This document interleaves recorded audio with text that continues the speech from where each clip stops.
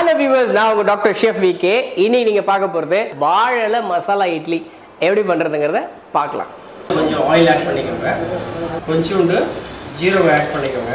ரொம்ப முக்கியம் curry leaves கொஞ்சமா ஆட் பண்ணிக்கோங்க. chopped onions நல்லா கோல்டன் ப்ரௌன் வரணும், நல்லா சாஃப்ட் ஆகணும். வந்து பாத்தீங்கன்னா ஆனியன்ஸ் நல்லா சாஃப்ட் ஆயிருச்சு. இந்த ஃபேஸ்ல வந்து பாத்தீங்கன்னா ஆடிங் கிரீன் சில்லிஸ்.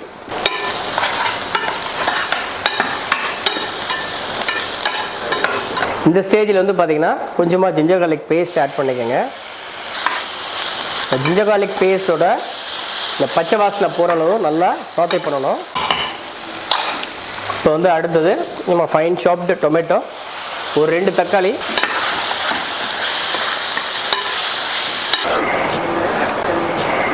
வந்து பார்த்தீங்கன்னா ஆனியன் டொமேட்டோஸ்லாம் நல்லா சாஃப்டாக குக் ஆயிடுச்சு. இந்த ஃபேஸில் வந்து பார்த்திங்கன்னா நம்ம ஸ்பைசஸ் ஆட் பண்ணிக்கலாம். இப்போ வந்து பார்த்திங்கன்னா கொஞ்சமாக சில்லி பவுடர் நான் ஆட் பண்ணுறேன், ஒரு 1/2 டீஸ்பூன். இங்கே பிஞ்ச் ஆஃப் டர்மரிக் பவுடர், மஞ்சத்தூள், கொஞ்சமாக தனியாத்தூள். இதுக்கப்புறம் பார்த்தீங்கன்னா கொஞ்சமாக சால்ட் டு டேஸ்ட். வந்து பார்த்திங்கன்னா இதை நல்லா மிக்ஸ் பண்ணிக்கோங்க. ஸ்பைசஸ்ஸு இந்த மசாலாலாம் நல்லா மிக்ஸ் ஆகணும். வெரி இம்பார்ட்டன்ட்லி கொஞ்சமாக வாட்டர் வேணால் ஆட் பண்ணிக்கோங்க.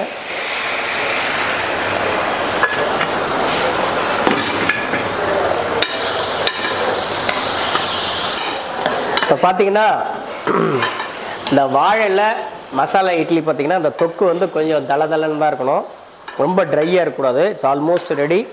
இந்த ஸ்டேஜில் வந்து கொஞ்சமாக ஃபைன் சாப்டு கொரியண்டர் நான் ஆட் பண்ணுறேன். கொஞ்சமாக கரி லீவ்ஸ் வந்து பிச் போட்டுக்கோங்க. உங்களுக்கு யார் மேலே கோவம் இருக்குதோ மனசில் நினச்சிக்கோங்க, அப்படியே பிச் போட்டுருங்க. அவ்வளோதான், கருவேப்பிலை போட்டாச்சு. இப்போ பார்த்தீங்கன்னா மசாலா இட்லிக்கான மசாலா ரெடி. வாழை மசாலா இட்லி, வாழை ரெடியாக இருக்குது, மசாலா ரெடியாக இருக்குது, மாவு ரெடியாக இருக்குது. இப்போ நம்ம வந்து அதை எப்படி வந்து கம்பைல் பண்ணி ஒரு சுவையான வாழை மசாலா இட்லி பண்ண போகிறோம். இப்போ வந்து பார்த்திங்கன்னா இந்த வாழை இலையை வந்து க்யூட்டாக ஃபோல்ட் பண்ணி மடித்து வச்சுருக்கேன், தொன்னை மாதிரி. ஸோ இதில் வந்து நம்ம இந்த ஆனியன் டொமேட்டோ மசாலா பண்ணோம்ல, வாழை மசாலா இட்லிக்கு இந்த மசாலா ஃபஸ்ட்டு நான் அந்த பேஸ் நான் யூஸ் பண்ணிக்கிறேன்.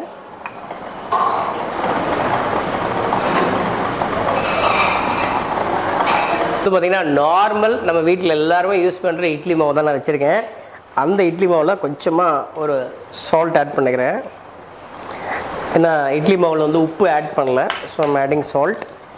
வந்து நல்லா மிக்ஸ் பண்ணிக்கோங்க. வந்து பார்த்திங்கன்னா நல்லா ஆவி பறக்க ரெடியாக இருக்குது. இப்போ வந்து பார்த்திங்கன்னா நம்ம இந்த மசாலா பண்ணி வச்சுருக்கோம், அதை நான் இங்கே வச்சிடுறேன்.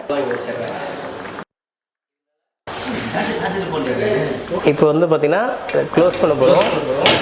இது ஒரு 3 to 4 minutes நல்லா ஸ்டீம் ஆச்சுனாலே நல்லா புசுன்னு இட்லி ரெடி ஆயிரும். ஸோ வாழை மசாலா இட்லி குக் ஆகிட்டு இருக்கு. ஃபைனல் அவுட்புட் எப்படி வருதுங்கிறத பார்க்கலாம். வாழை மசாலா இட்லி ரெடி ஆயிடுச்சு. கொதிக்க இட்லி ஆவி பறக்க ரெடி. ஸோ இப்போ வந்து பார்த்திங்கன்னா இந்த இட்லியை நான் எடுக்கிறேன். கொதிக்குதே.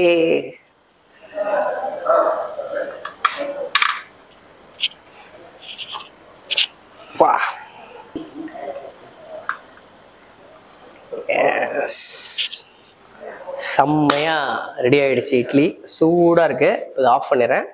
சவுத் இண்டியன் இட்லியில் முக்கியமாக வந்து பார்த்தீங்கன்னா சவுத் இண்டியன் இட்லிக்கு முக்கியமான விஷயமே இந்த தாளிப்பு தான். போட்டுருவோம்.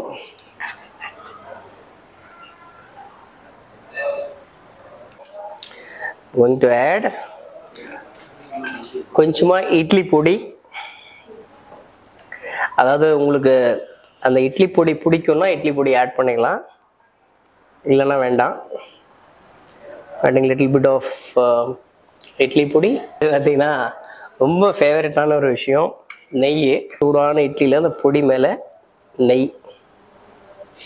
எஸ், ஃபைனலி வாழை மசாலா இட்லி டேஸ்ட் பண்ண போகிறேன்.